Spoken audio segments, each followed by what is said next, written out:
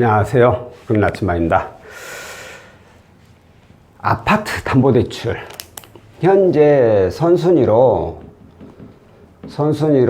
가계자금을 이용하고 있는데 추가로 자금이 또 필요한 경우에 이제 후순위로 해서 사업자금을 많이 이용하고 있습니다.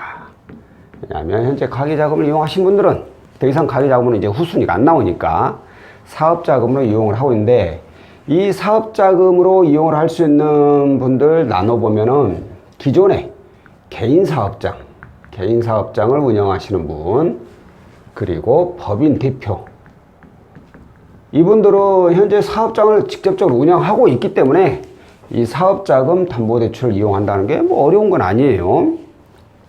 신용이 너무 안 좋거나 매출이 아예 없어버리면 문제이긴 하지만, 그렇지 신용만 뭐 조금만 살아있고 매출은 조금이라도 신고를 하고 있다면 크게 어려운 점은 없는데, 문제는 이제 직장인, 프리랜서 또는 무직자이신 분들이죠. 이분들의 경우에는 사업자금을 이용할 수가 없죠. 왜? 사업자가 아니니까. 사업자금 말 그대로 사업하는데 이용을 해라 라고 대출해 주는 게 바로 사업자금이죠.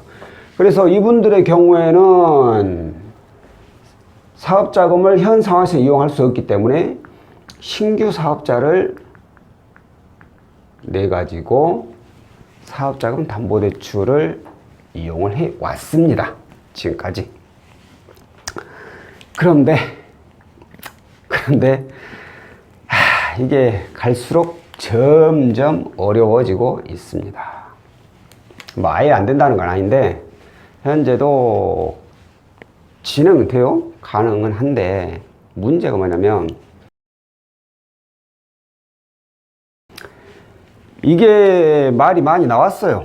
언젠가는 이런 일이 뭐 터지고 앞으로 더한 일도 이제 터질 수가 있는데, 어찌 보면 이 사업자금 담보대출을 받기 위해서 신규 사업자를 임의적으로 내는 거잖아요.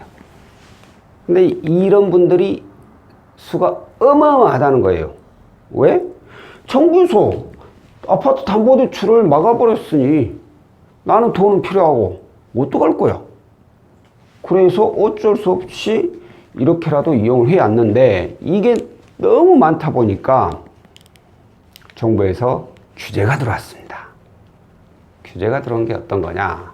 근데 이건 각 금융사별로 좀 차이가 있어요. 현재 신규 사업자 아파트 담보대출을 취급하는 금융사가 그렇게 많지는 않지만, 그 많지 않은 금융사에서도 각각의 규제가 다릅니다. 어떤 거냐. 현재 어떤 금융사는 뭐 이전처럼 똑같이 진행하고 있는 금융사도 있지만, 그 외에 다른 금융사는 현장 실사라는 걸 나갑니다. 이게 무슨 뜻이냐. 자, 신규 사업자를 대부분은 이걸 낼 때는 자가사업자, 그러니까 현재 이 소유하고 있는 이 아파트에다가 사업자를 내가지고 사업장을 운영하는 것처럼 해서 대출을 받죠. 이제 뭐 금액이 3억 이상 이렇게 초과되신 분들은 사업장도 또 구해야 되긴 하지만, 뭐 그렇게 해서도 어쩌든 간에 이 사업장으로 현장 실사를 신용정보사 직원이 나갑니다. 깜짝 놀랄 일이죠. 정말 이 사람이 사업을 하고 있는지, 정말 여기가 사업장이 맞는지, 정말 사업자금 대출을 받아서 사업하는데 이용하고 있는지, 이런 걸 다 조사를 해요. 그래가지고 이거 뭐야, 가라 사업자네? 대출받기 위해서 만들어 놓은 사업자네? 라고 판명이 돼버리면 이 대출 나간 금액을 그대로 다시 뱉어내야 돼요. 이미 돈 다 써버렸는데 뱉어내라면 어떡할 거예요? 그게 안 되면 어떻게 돼요? 집에 이제 압류가 들어가게 되죠.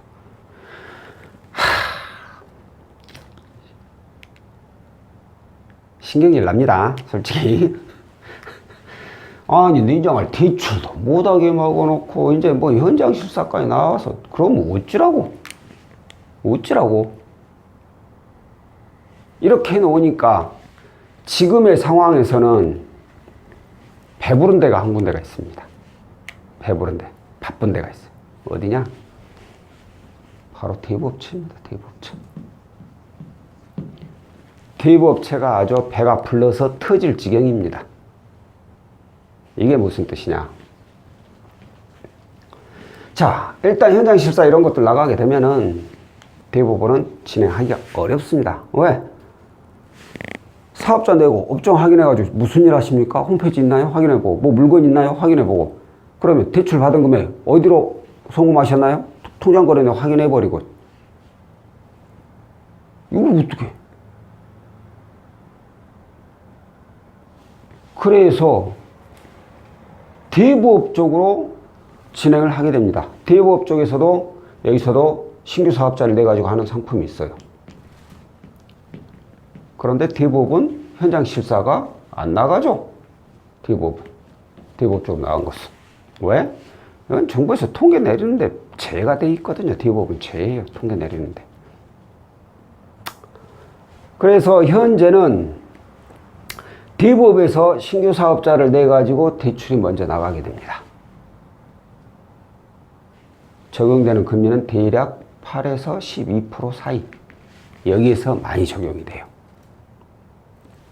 자, 그럼 이대로 해서 대부업만 이용을 할 것이냐? 그건 또 다행히 아니에요. 이렇게 해서 신규 사업자를 낸 지 3개월이 지나고 나면, 3개월 후 지나고 나면 이 대부업을 다시 금융사로 대안을 할 수가 있어요. 금융사에서 대출 나가면 현장 실사 나간다는 건 싫어.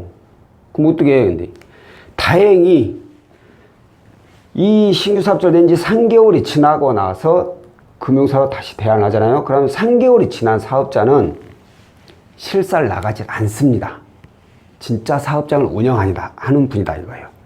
이 말은 곧 현재 개인 사업장으로 운영하거나 법인 대표는 실사가 없다는 거예요. 신규로 사업자 낸 지 이제 3개월 지난 거. 이렇게 얘기했다면 어떤 분은 나 사업자 그거 내놓은 거 하나 있는데? 그건 안 되고요. 그냥 매출 신고도 해야 되고 그렇기 때문에. 그래서 여기서 먼저 대부업을 이용을 해서 이게 여기서 먼저 대부업을 이용을 해서 3개월이 지나면 다시 금융사로 이렇게 해서 대안을 할 수 있습니다. 그런데 이 부분이 지금 이제 이번 달부터 시행이 됐는데 이렇게 진행하고 있는데 아까 말씀드린 대로 모든 금융사 다 그런 거 아니에요? 어떤 금융사는 그냥 이대로 신규 사업자로 그냥 진행하는 금융사도 있긴 해요. 근데 이 금융사는 이미 6월 달에 끝나버렸어요. 접수가. 이번 달에. 왜? 다른 데서는 현장 실사 간다고 해버리니까 다 막힌 거죠. 그러니까 그 금융사로만 다 이제 서류가 가는 거야. 하루아침 서류가 허브 많이 밀려오는 거죠. 지금 오늘 며칠이죠? 오늘이 14일. 보름도 안 됐는데 마감 끝나버렸어요. 그저께. 이번 달 접수도 안 돼. 이제 7월 달도 가봐야 알아. 왜? 7월 달도 여기도 이제 신규 사업자는 현장 실사를 나가야 될 수 있는 걸로 바뀔 수도 있기 때문에. 다른 금융사에서 대부분 이렇게 바뀌다 보니까 제 생각에는 여기도 마찬가지이지 않을까. 혼자서 실사 없이 진행한다는 건 표적이 될 수가 있죠. 금감원에. 근데 이제 그건 그때 가봐야 되겠지만, 자, 어찌됐든 3개월이 지나서 금융사로 대안을 안 하는 경우도 있어요. 왜? 자, 보세요. 금리가 8% 최저. 그래가지고 8%가 예를 들어서 적용이 되잖아요. 근데 내 신용점수가 별로 안 좋아. 뭐 나이스 한 700점대나 초반대나 되고 대출 금액은 좀 많이 이용하고 있고, 그러면 사업자금이라 하더라도 금리가 별반 차이가 없어요. 또 8% 때문에 지금 금리 엄청 올랐잖아요. 그럼 뭐 금리 비슷하면 굳이 뭐 갈아탈 이유가 없죠. 이제 단지 그래도 여기는 대부업이잖아. 대부업보다는 금융사가 낫지. 맞아요.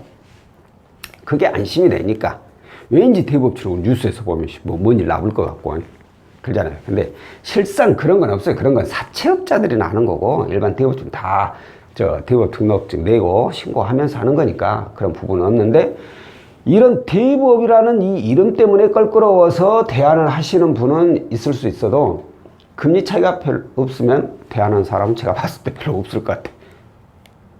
그러니까 이건 뭐 그때 가서 본인이 선택하기 나름이에요.